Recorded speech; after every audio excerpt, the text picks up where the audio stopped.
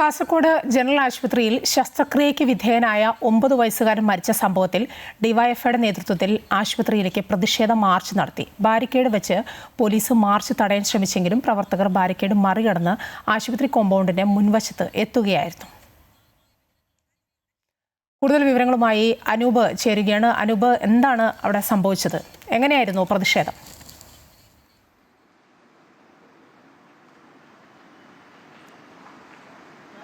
കനത്ത പ്രതിഷേധമാണ് കഴിഞ്ഞ ദിവസം ശസ്ത്രക്രിയയ്ക്ക് വിധേയനായ 9 വയസ്സുകാരൻ മുഹമ്മദ് ഇയാസ് മരണപ്പെട്ട സംഭവത്തിൽ ഡിവൈഎഫ്ഐ നേതൃത്വത്തിന്റെ ഭാഗത്തു നിന്ന് ഉണ്ടായത്. കുട്ടിയുടെ പോസ്റ്റ്മോർട്ടം നടപടികൾ പരിയാരം മെഡിക്കൽ കോളേജിൽ പുരോഗമിക്കവെയാണ് ഇവിടെ കാസർഗോഡ് ജനറൽ ആശുപത്രിയിലേക്ക് ഡിവൈഎഫ്ഐ നേതൃത്വത്തിന്റെ പ്രതിഷേധ മാർച്ച് നടന്നത്. വലിയ പ്രതിഷേധം അലയടിച്ചു. കുട്ടിയുടെ സ്വദേശമായ മുന്നാട് ഉൾപ്പെടെയുള്ള സ്ഥലങ്ങളിൽ നിന്ന് പ്രവർത്തകർ പ്രകടനമായി ജനറൽ ആശുപത്രിക്ക് മുൻവശം എത്തി.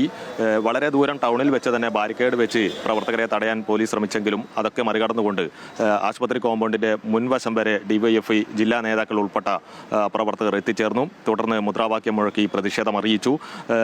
ഈ ഒരു സംഭവത്തിൽ ഡിവൈഎഫ്ഐ മുന്നോട്ട് വെക്കുന്ന ആവശ്യം പ്രത്യേക മെഡിക്കൽ ടീം രൂപീകരിച്ച് സമഗ്ര അന്വേഷണം നടത്തണം കുട്ടിയുടെ മരണവുമായി ബന്ധപ്പെട്ട്.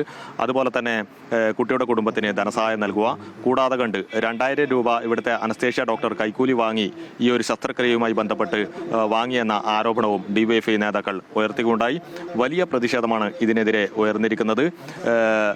ആരോഗ്യമന്ത്രി ഇതുമായി ബന്ധപ്പെട്ട് അന്വേഷണ നടപടികൾക്ക് തയ്യാറാകണമെന്നും ഡിവൈഎഫ്ഐ നേതൃത്വം ആവശ്യപ്പെട്ടു. ഡിവൈഎഫ്ഐ ജില്ലാ നേതാക്കളായ രജീഷ് വെള്ളാട്ട്, രതീഷ് കുമ്പളപ്പള്ളി തുടങ്ങിയവരുടെ നേതൃത്വത്തിലായിരുന്നു കാസർഗോഡ് ജനറൽ ആശുപത്രിയിലേക്ക് പ്രകടനമായി പ്രവർത്തകരെത്തിയത്. കഴിഞ്ഞ ദിവസം ഉദര സംബന്ധമായ രോഗത്തിനായിരുന്നു ശസ്ത്രക്രിയയ്ക്ക് 9 വയസ്സുകാരനായ ബേടകത്തെ മുഹമ്മദ് ഇയാസ് വിധേയനായിരുന്നത്. തുടർന്ന് സർജറി കഴിഞ്ഞുള്ള സ്റ്റിച്ചിങ്ങിനിടെ ഹൃദയാഘാതം മൂലം കുട്ടി മരിച്ചു എന്ന അനൌദ്യോഗിക വിവരമാണ് ഡോക്ടർമാർ നൽകിയത്.